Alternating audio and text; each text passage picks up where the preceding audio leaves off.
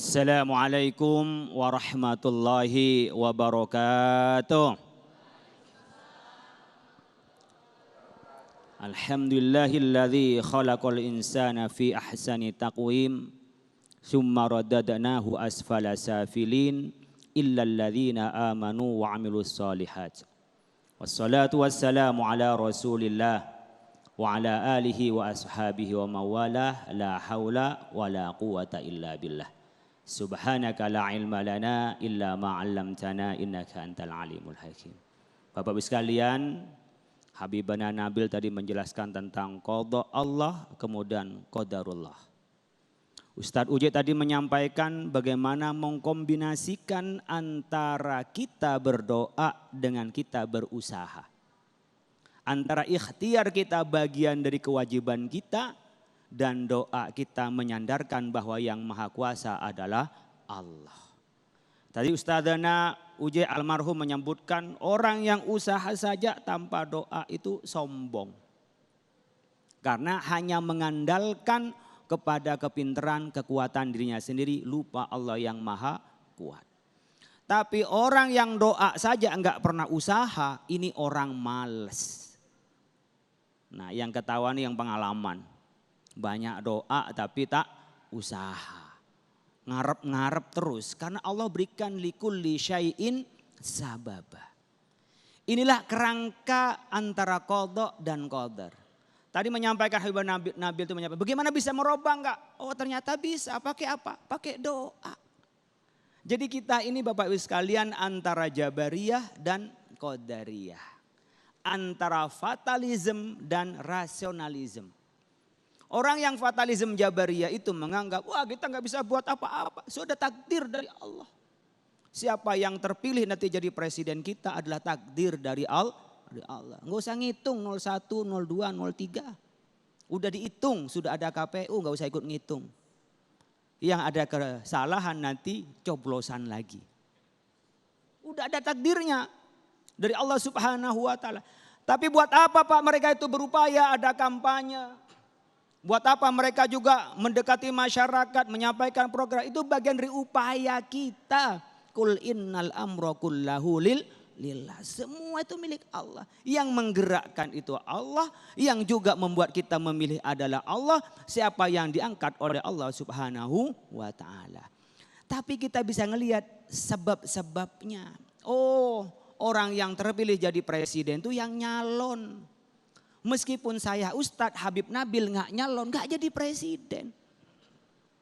Jadi ada sebab-sebabnya, ada proses-prosesnya. Oleh karena itu kita nggak boleh fatalism, Jabariyah kepada Allah saja. Kita berdoa, minta, udah kalau takdirkan jadi. Kan mirip ibu bapak sekalian. Kalau kita doa saja nggak makan, lapar apa kenyang? Ya lapar.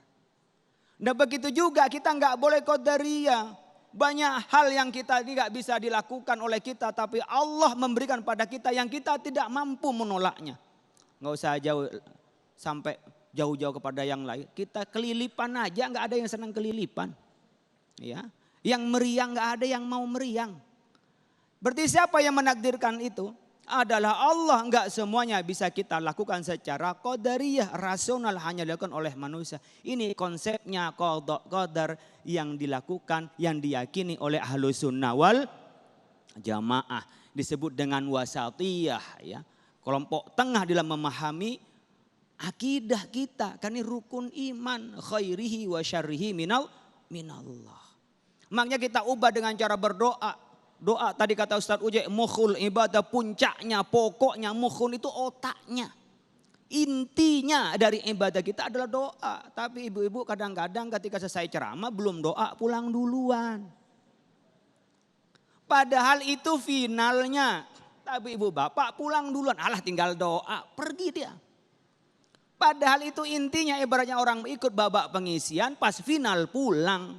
Nggak dapat apa-apa. Kenapa? Karena tidak mengambil intinya.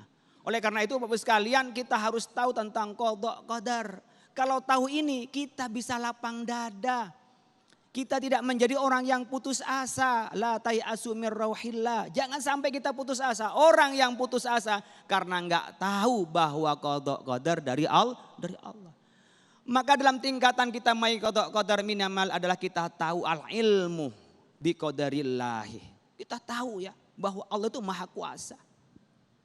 Allah tahu semuanya, tidak ada yang luput dari Allah, tidak ada sesuatu yang terjadi tanpa kehendak Allah. Alimul ghaibi wasyahadati.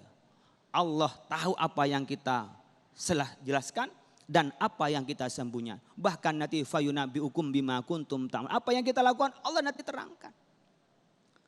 Jadi buat apa Pak Allah bikin malaikat Pak? Itulah instrumen. Ya, instrumen alam yang Allah berikan kepada kita, hukum alam. Sekarang malah Raqib Atid itu kalah dengan digital. Kalah apa menang? Menang lah. Oh itu belum dicoba, nanti lebih jelas lagi punya Raqib Atid. Ini kadang-kadang masih ada yang kelewat kalau digital itu. Tapi Allah bikin hukum alam. Dulu nggak mana yang bisa dilacak jejak digitalnya. Sekarang ada Bapak Ibu. Jadi kalau kita paham bahwa ini dari Allah adalah qadha, kata Habib Nabil, udah ditentukan oleh Allah. Dan yang kedua, semuanya maktubun, sudah dicatat di Lauh Mahfuz. Hari ini Khalil Nafis dengan Habibur Nabil adalah ngisi di acara Damai Indonesia, udah dicatat di sana. Jadi kalau orang iman seperti ini, nggak akan ada yang putus asa. Kita kembalikan kepada Allah. Tapi kita berupaya Pak, harus berupaya karena upaya itu tanda-tanda menuju takdir Allah. Makanya kemarin ketika ada COVID kita divaksin. Pergi dari orang yang kena COVID. Orang yang kelindan dengan COVID lama-lama kena COVID dan ternyata lebih dulu dipanggil oleh Allah. Ada tanda-tandanya. Likulli syai'in sabab. Maka kita menghindar dari suatu penyakit, tanda-tanda takdir oleh Allah kita diselamatkan. Sebagaimana Sayyidina Umar mengatakan, kita pergi dari satu takdir kepada takdir Allah yang lain. Tidak ada yang luput dari takdir Allah. Semuanya sudah maktubun, sudah dicatat oleh Allah. Kalau sudah dicatat, apakah bisa diubah Pak? Disitulah yang ketiga ada masyiatillah. Kehendak Allah. Wa ma tasya'una illa ayyasha Allah. Semua tidak ada terjadi tanpa kehendak Allah. Bisa diubah? Bisa. Tadi dengan doa dan upaya. Upaya itu tanda-tanda realisasi doa. Ibu bapak sering berdoa tapi kok enggak mandi-mandi gitu ya. Saya doa kok enggak dikasih-kasih Pak. Semua ibu bapak yang doa pasti diterima oleh Allah. Pasti diterima oleh Allah. Tapi apakah diberikan Pak? Nah ini. Ada antu ajala fid dunya. Ada yang dipercepat di dunia. Allah langsung kasih. Minta mobil dikasih. Minta jodoh dikasih. Minta jadi anggota dewan dikasih. Mau jadi menteri dikasih. Jadi presiden dikasih. Langsung dikasih doa kita dikabulkan oleh Allah. Tapi ada kalanya Allah ngasih untuk kebaikan, kadang-kadang dikasih tapi tidak jadi kebaikan. Maka kita berdoa mudah-mudahan yang kita minta jadi kebaikan. Maka kalau doa jangan maksa. Ini orang yang doa maksa kadang-kadang tim sukses sama orang yang sedang jatuh cinta. Pokoknya ya Allah ini calon saya jadi.